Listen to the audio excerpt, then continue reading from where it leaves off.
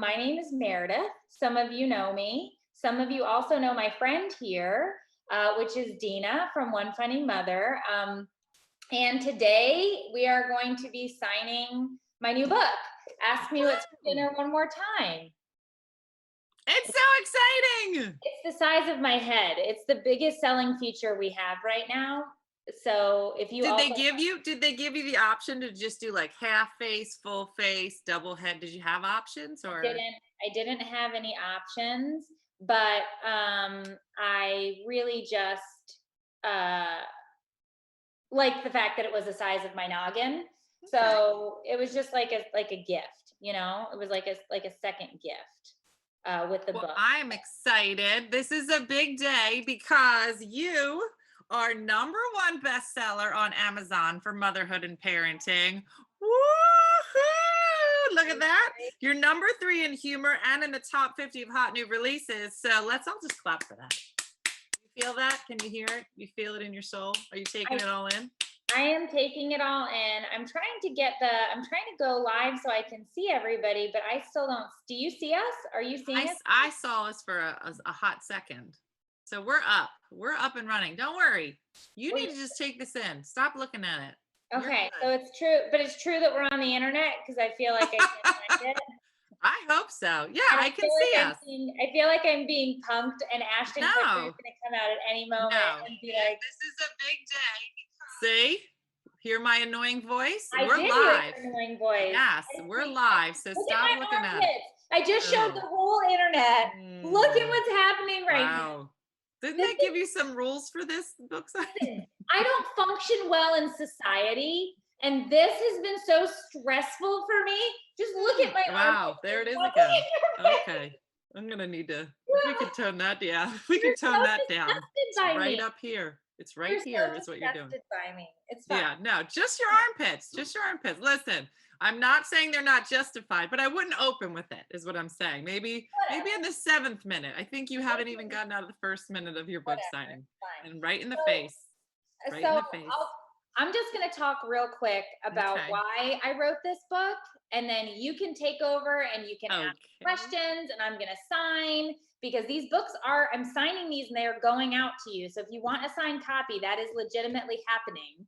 I have my signed copy. Yes. Now I can't promise that it won't smell like me because it's next to my person, but I'm just saying, these are all ready to go. But I wrote this book.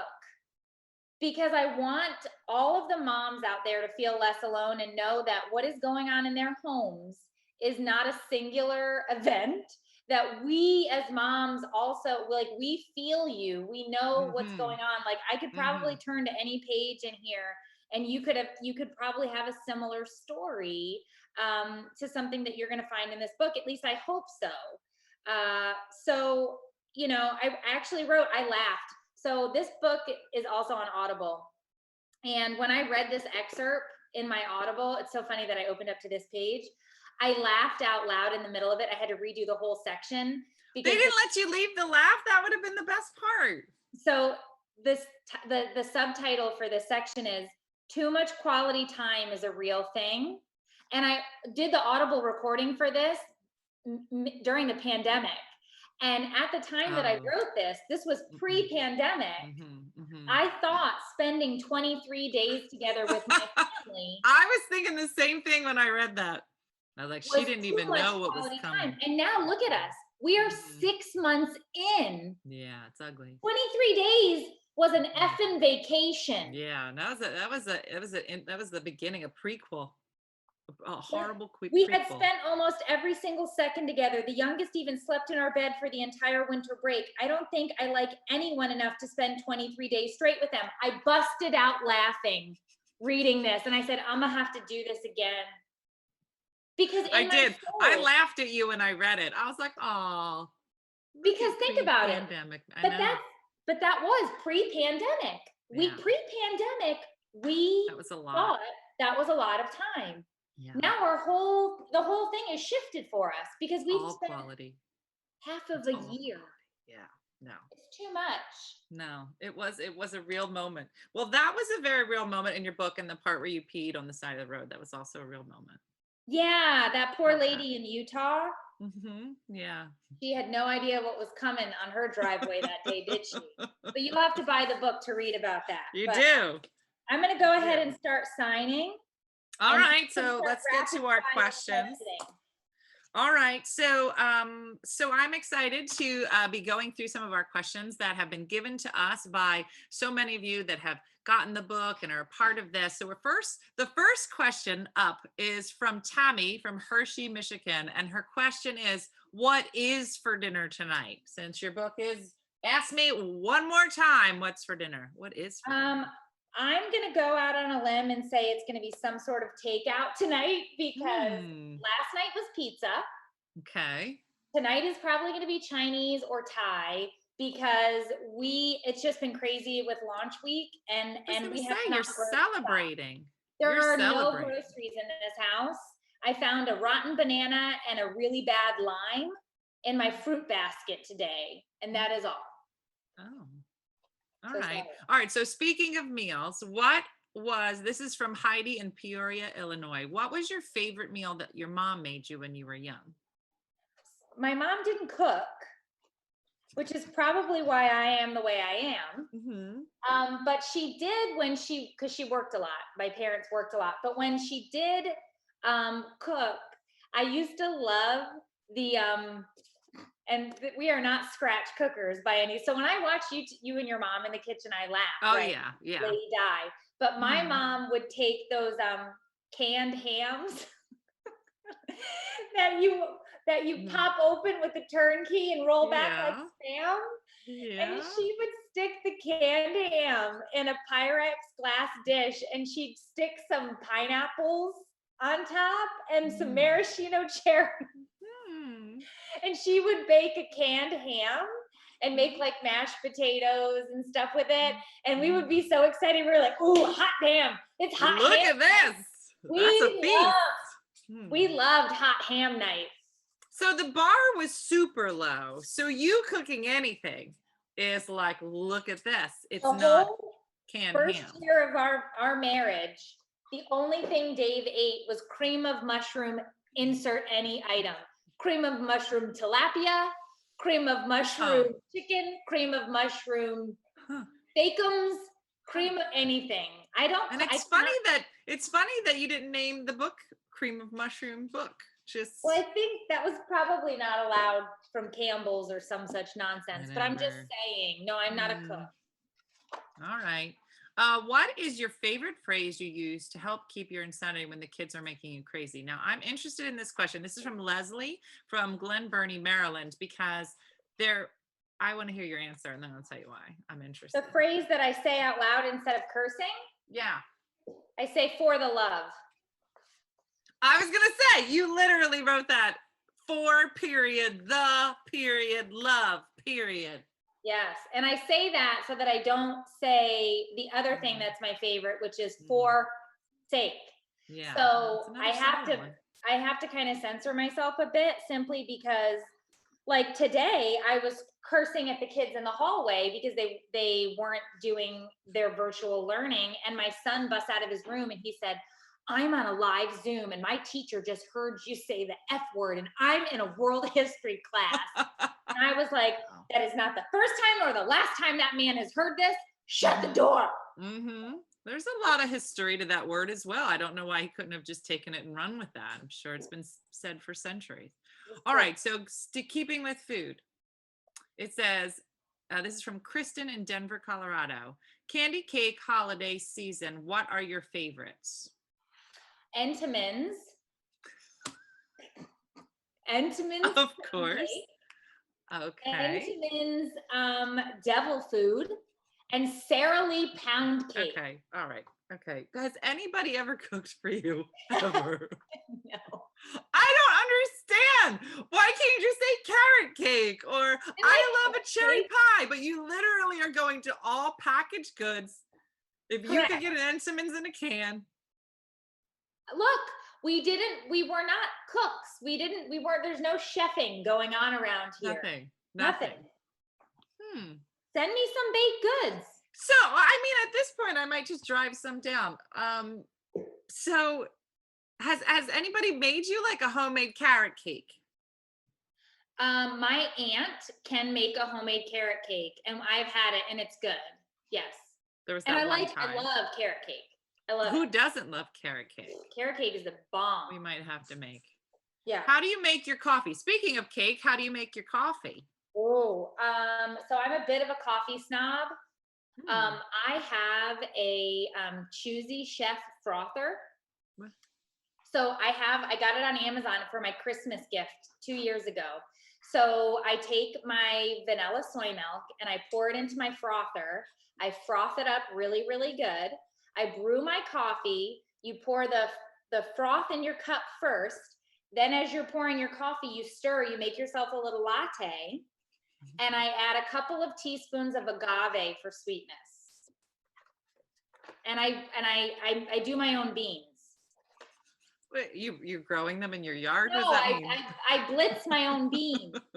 Like grind in a beans. You ground them yourself. So Yeah. you get up in the morning, you take the beans you grow in your yard, you No, I crumble didn't them up, grind my beans. I just and then you. But is there's so you're telling me there's just a frothing machine? Yeah. It doesn't make coffee. It just makes froth. It only makes froth. I've never heard of that. Have you ever had a latte? Yeah, but I was always at the Starbucks and it's all connected, same machine. I've never heard of just a froth. I've never said to somebody, you know what Meredith could use? A frother. Right. Never. So I had a very expensive coffee habit, and my husband was like, you need to stop. This is nonsense. And I was like, well, I don't know how to make a latte. And he's like, well, figure it out. And so I did. And I was like, I need a frother. I got to get a frother now. And I love it. So I can join you. I actually have a portable frother for when I'm away from home. Duh, of course. All right. So here's a good one. Because your birthday is in what, 2 days? Yeah, it's this weekend. You got a lot happening this. This is Meredith's week. All right. So this is from Charla in Hurst, Texas. Being that you're turning 40 this year, if you could pick one age and stay that age forever, what age would you choose and why? You know what? I don't know that I've hit it yet.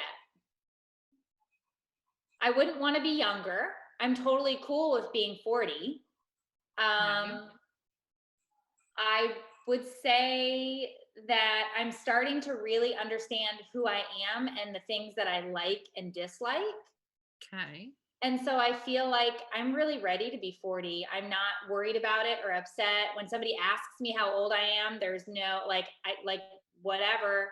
I'm gonna be 40. Dave was joking with me. He was the other day. He was like, we need to, we need to go and, do the laundry. And I was like, you don't fold laundry. And he's like, no, it's like, I want to make sure we take every opportunity before you hit 40, because I want to remember what it's like to be with a woman in her 30s. And I was like, look, I have news for you. If come on. Okay. Always sweet talking that, Dave. Always sweet talking. I was like, get the hell out of here. Yeah, no, I love that there was literally like just a chapter about you and Dave and your sex life in here. Well, I think it's very important that, you openly communicate a lot about this stuff, because I think a lot of people think their marriage is worse off than it probably is because of the things that you go back and forth about. You fight about all the dumb stuff. And people don't want to admit that they have disagreements, but how do you live with another person and not have disagreements? You're two totally different people. Yeah. But no, you know what I loved is when you said like the hottest thing that Dave could do is do the laundry or do the dishes. I was like, I'm totally on board with that. Well, because for me, it's about acts of service. Like if you show me, I loved that. Yeah. If you show me that you love me by cleaning that piss ring off the floor underneath that toilet, right. Boy. Wow, you're just really working it out over there. Watch out. But for most men, I say it in the book, his love language is sex. So for him, it's like, hey, yeah, hey, no. And it's like, yeah, I hear you. Yeah. No, and the same thing with the back rub, same thing. Like Jim's like, "Did you want a back rub?" I'm like, "Is Yeah, it going to turn into a front rub? Because if it it is. is, I'd like to just tap out. I don't know. I Yeah. don't know because my back is back here, and Well, it's that's the running joke is Dave's hands will end up here, and I'm like, that's not my back. not And my he's like, back. "Are you sure that's not a shoulder?" And I'm like, "You're such a sweet talker, you know?" So here's from Vanessa in Garland, Texas. She's question, but I appreciate your humor and relate to it all, especially the spectrum kiddo stuff. Thank you for the book. I wish I had the focus and drive to put my thoughts on paper. So I think that that's one thing that a lot of people related to with your book. Had you talked about that? I know you did. Was poop, scoop the poop? Did you talk about it in Scoop the Poop, your first book? Yeah, a little bit. I did. I definitely dedicated a chapter this time to different. We call it different needs Mm-hmm. parenting. Mm-hmm. I joke that all my kids are special. So when we talk about Mm-hmm. special needs, they all need something, and so everybody needs something different. So what I do with one Mm-hmm. child, I do not do necessarily with the other. But with Brian, I've been more vocal as he's getting older because we found different struggles. Yeah. And one of the things that was really hard during the pandemic for us was we had like a pandemic in a pandemic because his mental health was struggling. Yeah. And so I talk in the book about, different ways that we've tried to help him as a family, whether we, talk about family therapy, talk about, some of his OCD tendencies in there. We talk about a bunch of different things, but a lot of kids who are on the spectrum, it's never just one thing, right? Like Brian has all of these tags, quote unquote, and so all of them come with something different. Mm-hmm. And I think what having two what they call neurotypical children and then one who's on the spectrum, by the end of the day, the exhaustion that I feel sometimes from Mm-hmm. just dealing with something that's going on with Brian, I call it bone tired. I don't have anything Yeah. left. And Yeah. that is it's just another layer of parenting, and with a lot of special needs parents, I think, can relate to that. Not that parents aren't tired in general, because it's exhausting. Yeah. There's just something different when it comes to dealing with a child who's got some other things going on. Yeah. Now, Sarah from Rialto, California said, again, not a question, but thank you for always being so open and honest. And I think that that was, you know, right now, your number one bestseller in motherhood and parenting, your number three in humor, your number top 50 in hot new releases. And I think that, you know, your whole brand is finding funny. And I think that your book was so great in that it was about funny, but just like motherhood, you know, everybody kind of puts whatever into the universe. You know, you peel back a couple layers of motherhood, or you catch somebody on a bad day, and you are going to get the true idea and true story. And I think that was that something purposeful for you that you wanted to make sure you talked about in the book? Yeah, and I also think it's important, when I pitched this idea for the book, obviously humor is how I deal with everything. Today, my husband gave me a compliment and I was uncomfortable, so I cracked a joke. And he's like, "Can you be serious for like 1 minute?" And it's hard for me because I use my humor, Mm-hmm. especially when I feel uncomfortable. And so I use that as a way to open up to other people to say, "Hey, it's okay. You can join us. Like we're all a mess." But I think it's important, like the publisher said to me when the first draft of one of my pieces, she's like, "This is so heavy. It needs to be a little bit lighter." And so there's a balance, and you have to find that. And Yeah. so I went back and I read the story again, and I was like, okay, I let me see what I can do here. And of course, it's a dance. And Mm-hmm. I also said, I'm not going to not touch the heavy, because motherhood Yeah. is heavy. There are parts and there are times, and they were good with it, but it was just like it's a dance. And so I said, I understand that, but I want to leave this, or blah blah blah. And they were great about it. Yeah. So we were just Yeah. No, honest. I thought it was nicely laid out, and I mean, we have what we call an anxiety family, and we do the same. We talk about the ups and downs, even when I don't want to. Life just kind of takes over, and I'm like, all right, well, that's what we're going to talk about. Yep. So I thought that was great. All right, so let's get into the more serious stuff, if you could. If you could drink your favorite shot out of a celebrity's belly button, who would you choose and why? So this is really the hard hitting parts Ryan Reynolds. we're getting to. Duh, of course. Um, And don't what care would what kind of alcohol it would be. I just want to lick his belly button. Now I okay, know he's happily married, and so that's not a dig, whatever. but it's just I'm being Whatever. honest here. Mm-hmm. No, I think Didn't that's take fair. me long either. Did you think No, I'd it really didn't. It was very yeah, quick, uncomfortably quick. uncomfortable? Um, all right, let's see. What does this mean? So this is from Priscilla Avery in Fitchburg, Massachusetts. What's your favorite HME memory? What does that mean? So Hot Mess Express, Oh, hot mess. Oh, I've heard that 100 times. I've never seen it abbreviated. they call themselves the HME OGs, and it was Okay. our first private Facebook group. And I smiled as soon as you said her name because I have these OG members who Mm-hmm. are just they're a part of my family. We have been on a cruise together. The cruise memories were fantastic. We danced and had How drinks. many people went on the cruise? 89, I think. Wow. And we had That's a awesome. blast. They also were so great a couple years ago. They all sent me cards for my birthday, and I read them live with them. I That's have a ton of great awesome. memories with HME, whether I'm just in there in on my bathroom floor chatting with them. But the reason I created that group was so that they could find each other. So Yeah. that group was less about me and more about them meeting each other. And the fact that they now vacation together, they do meetups together. That's They've gone awesome. to the zoo, they've met up with their kids. Some of them have been to others' weddings. So it Wow. has just formed into this great community for them so that they always have each other and they're And great. no one's asked you to officiate one of the weddings because that seems weird since you were the Not beginning. yet, but I have been Hmm. invited to a wedding that's coming up in March. Maybe you could go and get your license. I don't know what that is. I Become don't. a pastor. I'm trying to Yeah, do when it. I think Meredith, I think pastor. All I bet right, and you I do. think you put I those two bet you together. All right, here's a fun one. Would you and Dave ever consider doing the newlywed game with Dina and Jim? This is from Christine in Binghamton, New York. Of I course, think it would be awful. I think it'd be awful and awesome at the same time. agreed.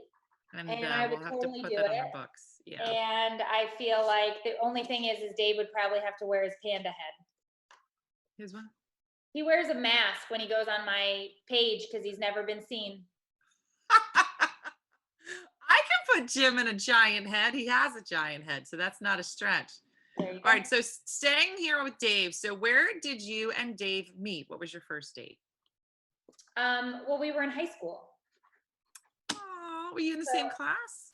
no, he's a year older than me, and we went to the park for our first date, and then we actually ended up getting married right next to that park at a Oh, YMCA oh, that's a because cute we were broke and we didn't story. have no money, so we got married at the YMCA.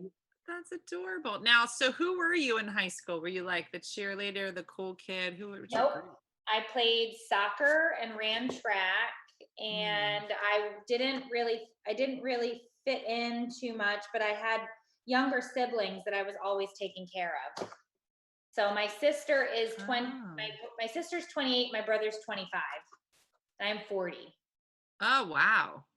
Yeah. So I had car seats in my car. Wow. Look at you. You were meant for motherhood. All right.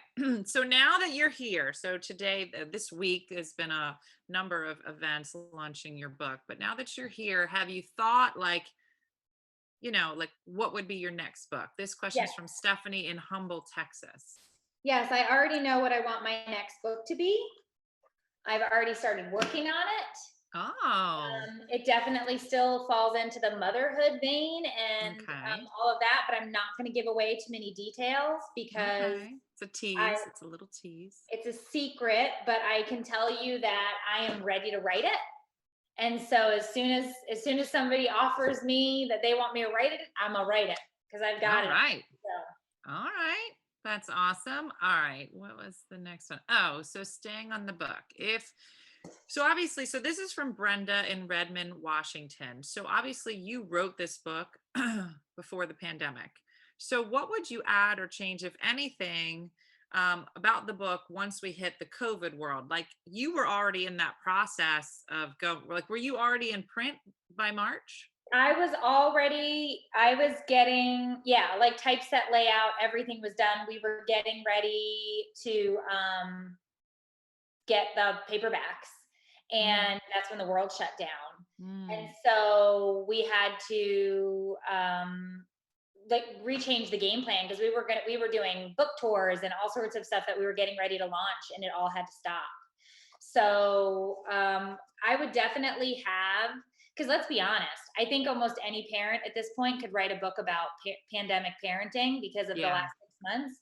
So I would have added a bunch of things, talking about, once again, being honest about your expectations and what you think you can get done or what you think needs to be done or how you'd handle a situation. Because Yeah. when you spend this much time with your kids or your family, So much all bets quality are time. off. And Mm. the It hard would stuff. probably like involve like wrestling moves or Oh, ways to shut kids up earlier in the evening. All right, there was so no bed this is what's there was that? no bedtime. There was no bedtime over the pandemic. I mean, I know your kids are No, older than mine by a little bit, but makes it worse. none of my kids went to bed. No, This last week before digital school started was yeah. the first time they had a bedtime. Well, that's what I said. We were talking about school before this, but at this point, my standards are low, and I'm like, listen, if the school schedule just puts together a schedule, gives you a reason to wake up, put some clothes on, brush your teeth, maybe wear you out, you go outside and play, and the day's over. That would be great because Yeah. it's a free for all. I feel like coming out of the early part of the quarantine and the summer was good, like mental health wise, but now it's time to go back. Yeah. Got to do something. Can't do Yeah. everything. Nothing. All right, here's one. This is from Erin in Stafford, Virginia. Name one thing you can't live without. Coffee. Your frother. Yeah. Let's be more specific. It's I really think the frother. I think I would, if like desert island, but then I couldn't plug it in. I don't know why you took it to a desert island, but I mean, we could have that I'm just saying, conversation. like, you know how they say like three things you take to a desert island, deserted All island, right. Sorry. So you can ask desert, yourself some a questions desert now. island.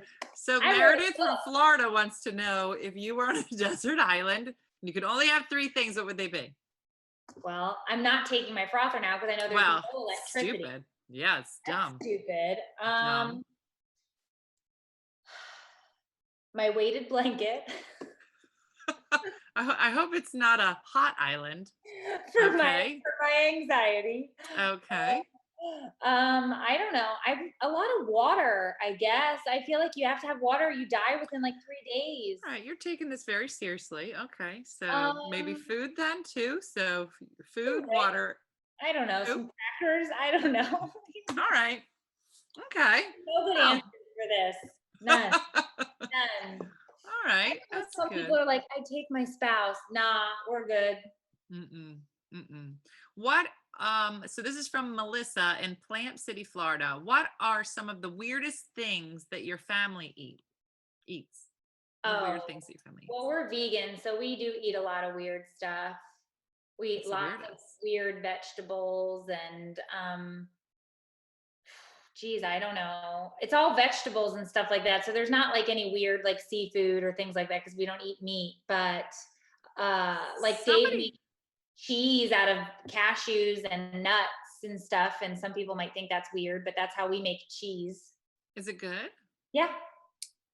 I mean, it's not Somebody it's like cheese. somebody literally just named a vegetable the other day and I'd never heard of it. I'm like, never heard of it. I'm like, how can there it was in your like a vegan, it was like a vegan vegetable. And I was like, what is that? It had We some eat a funny ton name. of mushrooms and all sorts of What's weird mushrooms and things like that. Not the good kind of mushrooms, but like normal mushrooms. that? All right, let's see. I'm a mother of two special needs kids. Life is messy and challenging. So this is from Yoon from Elkhorn, Wisconsin. Life is messy and challenging on a daily basis. How do you shift from feeling like a complete failure? Well, you have to learn the difference between a win and a fail, because sometimes what we feel are fails are actually wins. So with Brian lately, it's been really hard because the Zoom therapy is not great for us because he's Mm-hmm. 9, almost 10. And there is something to be said with taking him into an office and having a one-on-one with him, with the therapist, and him like being engaged as opposed to Mm-hmm. sitting in a chair and spinning it around and looking anywhere but the camera. And so Right. we've struggled. But this entire time, like I've had to switch his insurance, I've had to find new therapists. And along the way, I just kept feeling defeated. But the Mm-hmm. whole process of it was me winning at being his advocate. So you have to look at it as, yes, this has been a long, hard process, and I felt like I failed along the way. But now his insurance has now been a new insurance has been activated on September 1st. He's now been instituted into the card program in Jacksonville, up at University of Florida. We are going to get him to be seen by one of the best neurologists at the hospital up there. But it took months to get to this part. Yeah. But all of the little things, as I felt, they felt like fails. But I did my job. I advocated for him, and now I'm going to get him in, and he's going to get another scan, and we're going to get some things done for him. But it's hard, especially with our special needs kids, because our fails seem more magnified, I think, at times. And you just have to know, like, in each what we think mom fail, there's a win there. You just have to find the win. Yeah. Yeah, I feel you. I feel like, when all of it's happening, it just feels like especially now, I find trying to get services now for anything Right. is just so difficult. And so I totally get it. And I guess this question, this one's from Crystal in Port Orchard, Washington.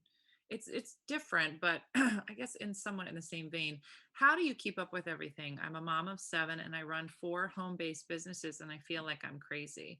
I mean, you're doing this, but I don't know why you're doing that because you basically do the same thing. Like how are you? Because another question earlier was about you choosing to, where did it go? How have you survived with 3 kids and moving in the middle of a pandemic? I would be in a straitjacket by now. I mean, what I guess I'm seeing is that there is a trend in women really wanting, you just talked about how these wins, but I guess the bigger question is how do you move your kids, deal with the needs of your son, run your business? What is it about you that you feel like, is there some kind of skill set or thing that you do that's helped you even when things are going crazy and you cannot really see the light at the end of the tunnel, just kind of keeps you going? I don't like.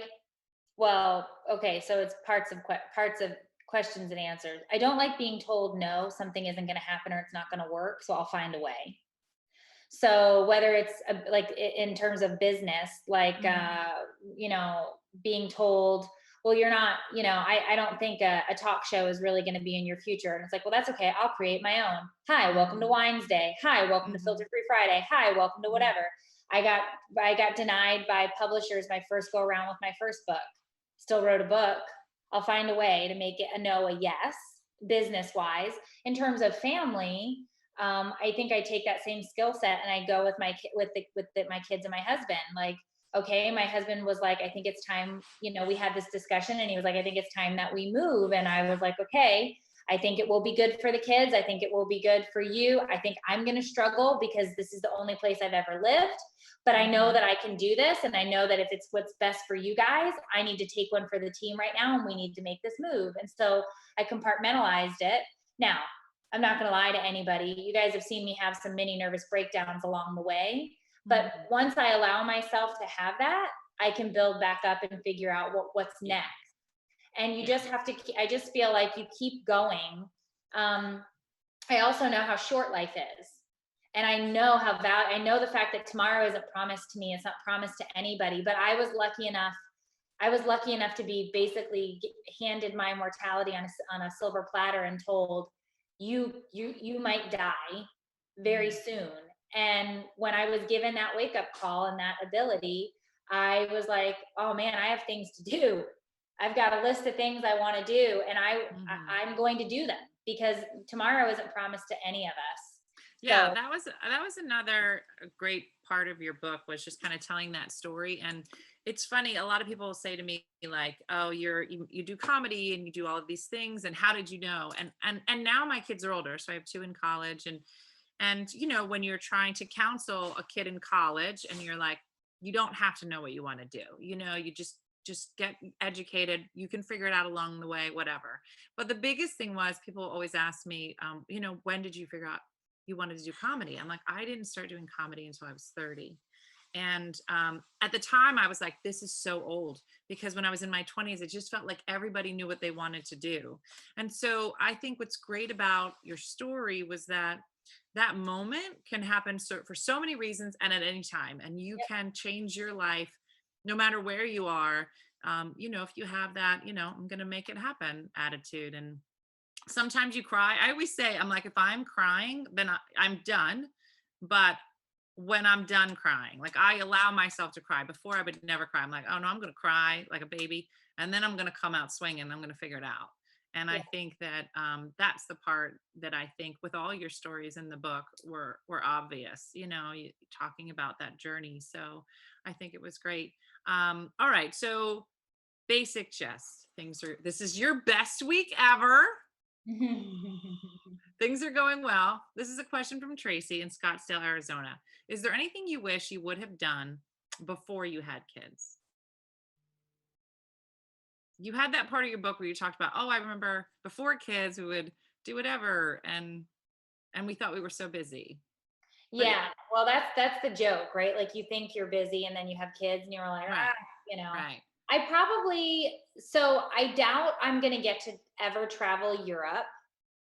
And it's something that I Hmm. would love to do because I love history. I'm the weirdest, dorkiest person ever. I just love history. And so I'd love to go to Italy, and I'd love to go Mm. to Spain, and I'd love to go to Switzerland. And there's so many places that I'd love to go over in Europe and visit, but I doubt I'll ever get there. My husband doesn't like flying, and those are very Mm. long flights. And so I don't know that I'll ever coax him onto a plane for that period of time. But I would love to see Europe. Yeah. So now what we do is, the rule is, when we take a trip, because it's mostly just in the continental US, Hmm. um, I have to be able to stop somewhere to see something. Like, the next place that we want, when we can travel, I want to see Monticello. So, Oh, like, nice. I haven't seen a lot of these things, but I was a history major in college. So I'd That's love to be awesome. able to go and see some of these things. But so I wish I would have done some of that, because we got married. I was 23 when we got married, and I was 25 by the time I was pregnant between 25 and 30. I was just having kids. Yeah. So we didn't travel. And then I just started traveling, like, as a Yeah. comedian, author, speaker, just a couple years ago. So Yeah. Yeah. All right. So last few questions are family. What is the weirdest thing you had to tell your kids to stop doing? This is from Christine in Massachusetts. stop showing your brother your butthole. Why do kids show each other their buttholes? Like, they would be Mm, swimming, and like one would jump out of the pool and just bend over and like spread cheeks. obvious. And I was like, this Hmm. is nobody wants to see your Hmm. butthole. And then Hmm. the other one would jump out and do the same thing. And I was just like, Hmm. this is Hmm. disgusting. And I don't know if that's Hmm. just like how dogs sniff each other's butts, like they Maybe. greet that way. I haven't had Hmm. to do it recently, but Good. when they were younger, I had to yell a lot about the buttholes, like, stop showing each other Okay. your buttholes, which is All not. right. I'm sure when your kids go back and watch this years from now, they're gonna love that story. We'll have All to. right. What is something that Dave does that drives you the most crazy? He does a lot of stuff that annoys me. I think the clothing. He leaves his clothes on the floor or on the bed or in the closet, and then he yells at me when I pick them up and put them in the washing machine, because he claims they weren't dirty. He was going to wear them later, and I was like, when Mm. from when you put it on the floor were you going to pick it back up and be like, I'll wear this now? Like, Mhm. just Mhm. just if you're done with it. If you're not done with it, fold it back up and put it in a Mhm. drawer. But Mhm. he throws it to the ground, and then he's like, where's my shirt? And it's like the one that was on the floor that was dirty. It wasn't dirty. I was gonna wear it again. Like when? When were you gonna do that? And he does it, and it's literally we have this fight every day. I think men must have a timer, some kind of timer for how long you could leave it in a pile before it then But is why is it dirty. in a pile? If I take it off, and first of all, clearly I can't rewear things. Like I am a Clearly, that I is can't not. rewear. But like if I like, let's say I go out to dinner and I wear a pair of jeans. Mhm. I'm not going to wash those jeans after one wearing. No. I wear them 3-4 times. But Yes. you know what I do? Because I am a good person. Fold I them up. fold them and I put them back on the hanger. Yeah. His on the That's floor. Well, they're not dirty. no. Jim will just kind of step out of them, so they're just, and so that way he can step into it and just pull them up. Yeah, I can't. It drives me nuts. That's the thing. It That's drives the me thing. nuts. And the beard shavings, the trimmings Yeah. in the Yeah. sink. No. Mm-mm. It's like just clean it up. Yeah. No, I can't. I can't. All right. So we have 2 questions left. Here we go. We're on a timer with my bladder. Here we go. All right, here we go. Last 2 questions. Have you ever told your kids to go ask their father what's for dinner instead of you? How'd Always. that go? Always. I tell them to go ask him for anything. I am at the point in the pandemic where I don't want to be, don't direct. Have you ever heard, like, you know who Sting is, obviously. Yeah. Mhm. Well, the rumor is that nobody can address or look at Sting or make eye contact with him because he is just that famous. So, like, the rider in his contract when he goes and he does shows or he does anything is you're Mhm. not allowed to look at him directly in the eye. And That's a I joke. feel like that's what I want. Don't avert your gaze. Avert your gaze. Don't look at me. I am Sting. Like All right. that's where I'm at. Does that work? So you just tell the kids they're not allowed to look at you? No, they sit on me or climb on me or I don't demand. think your plan is working. Yeah, it doesn't work. Maybe for Sting, Maybe for Sting.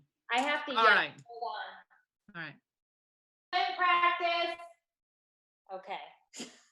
I'm sure this is Everybody how has to run. everybody's book launches go. So that was cool. Get your stuff! Just screaming. Well, he All right. clearly he needs to know he has to leave. Mhm. All right, here we go. All right, last question.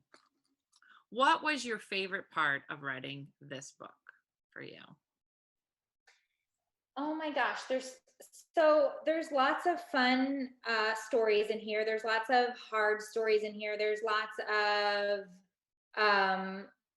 funny information, and then really like I want you to feel this. Like I need you to hear what I'm saying, feel this kind of in your soul stuff. But for me, it was hoping and praying that when a mom picks this up and she started reading, she could say, oh my gosh, I feel the exact same way. Oh my gosh, that's me. Oh my gosh, my husband and I have had that conversation. I felt that way with my kids. And then she feels better.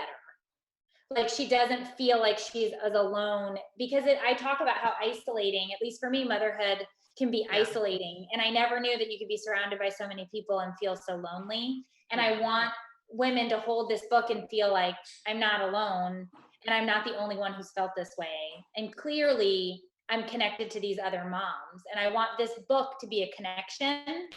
And so, you know, my husband is always like, because I'll always be like, after you read it, give it to a friend. And he's like, no, after they read it, they keep it, they buy one for their friend. And I was like, Dave, this is about community. He's like, Dave. no, they buy one for their They friend. buy So it.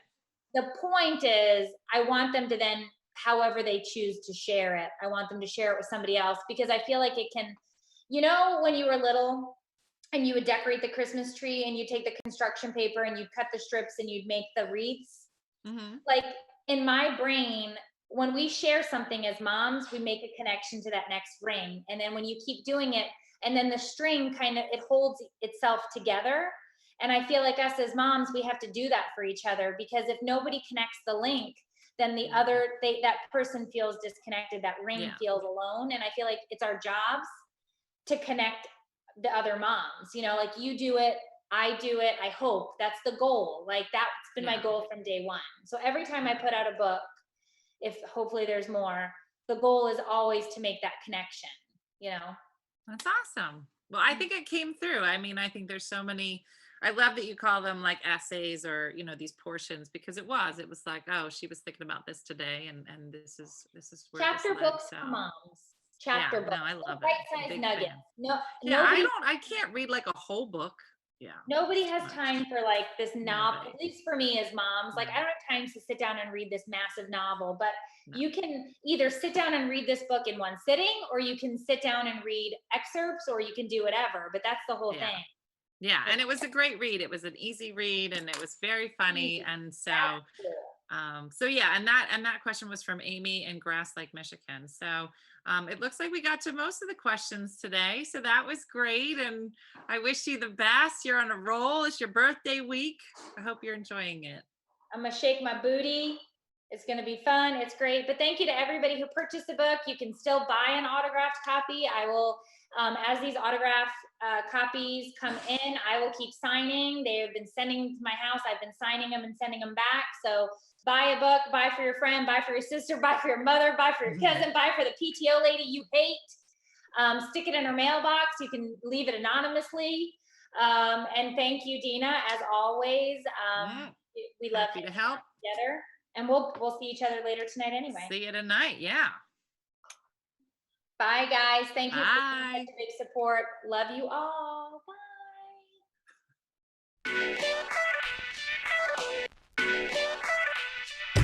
Hi. I am sitting here with the one and only Jackie Chan, global superstar, and he is signing all of these books. Are your hands tired? No, tired, but I'm happy. All right. Yeah, I'm really, so really happy happy. to hear that. How do you feel? Good. I'm excited. This is the first time I've done something like this before, a live signing. Where do I want to go that I've never been? Oh, we're thinking about, not thinking, we're putting it in motion. I'm going to go to Indonesia on my irresponsible tour this year. I'm excited about that. I've never been. And there's been a heavy demand for me there.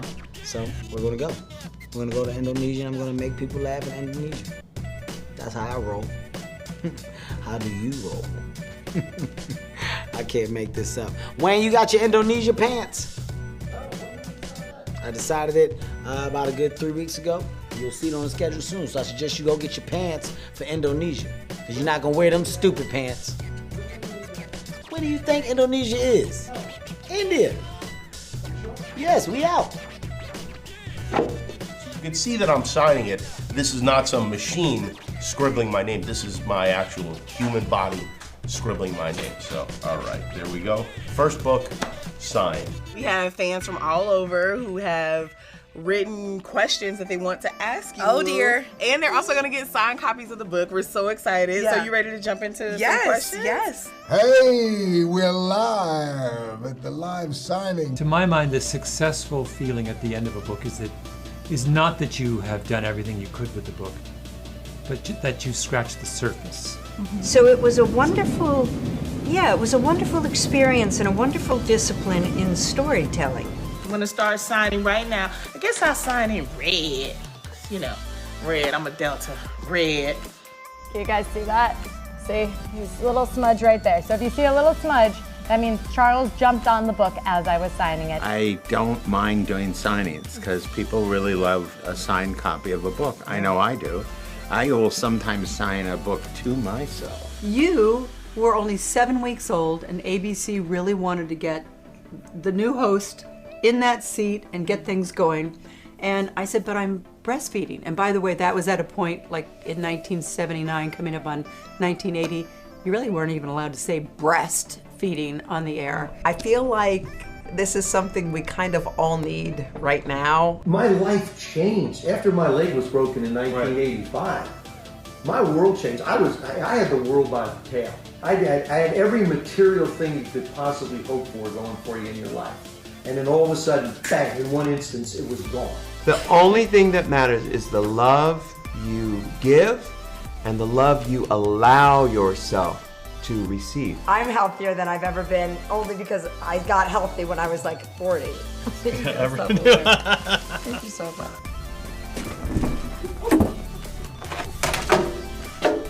Got it. Hi there. You probably recognize this guy. I'm Ned Rust. I'm his publisher, James Patterson here, the #1 best-selling author in the world. And have Did you just make that up? I did some research before I got here today. We are doing my virtual live book signing. Live book signing. This is crazy. More and more authors are doing this. I think it's so cool. Signing some of the signed copies that you guys can get at premiercollectibles.com. You're going to be signing these books live over the next 45 minutes. Hey, what up, this your boy? I'm watching myself. Look at that. I need to stop. If you're OCD, how is this panic-inducing to They're you? not Like watching all anymore. these. They've got a bag. Yeah. They've got a bag. I'm inspired by your success. What advice do you give someone who's never found his passion? Hi, I'm Judge Janine Pirro.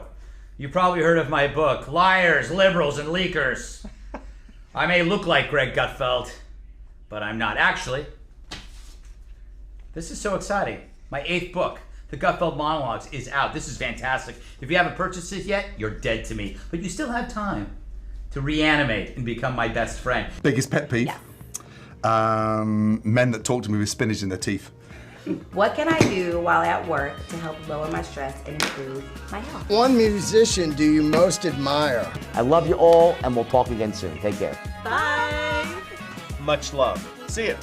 See you soon, Everybody. Bye. Bye. We'll see you around the world. Woo! Have a great day. Thank you, everyone here. Bye, guys. Say goodbye, Mary. See you in the morning. Goodbye, everybody. Thanks for coming. I'm gonna go get drunk.